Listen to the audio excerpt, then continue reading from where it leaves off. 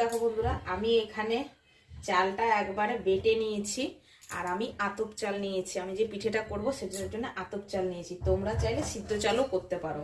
আর এখানে দেখো নারকেল কুড়িয়ে রেডি করে নিয়েছি। তো চলো একটা একটা করে শুরু করব।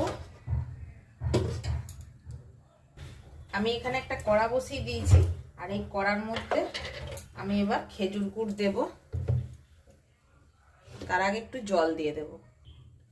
কড়াতে অল্প করে একটু জল দিয়ে দিচ্ছি, নাহলে গুড়টা লেগে যাবে। আর এই যে খেজুর গুড়টা দিয়ে দিচ্ছি।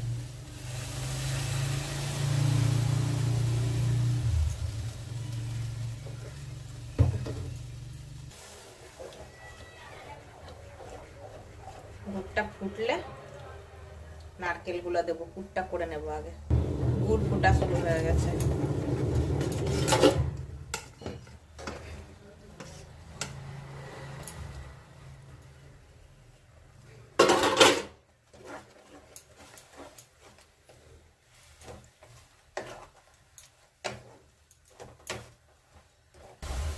দেখো বন্ধুরা, আমার পুরটা কিন্তু হয়ে গেছে। এবার আমি নামিয়ে দেবো।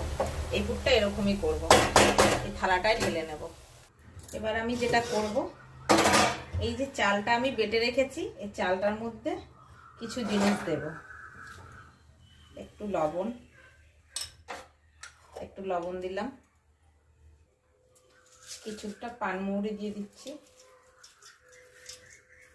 পানমৌরিটা একটু বেশি করে দেবে, মুখে পড়লে না ভালো লাগবে খেতে।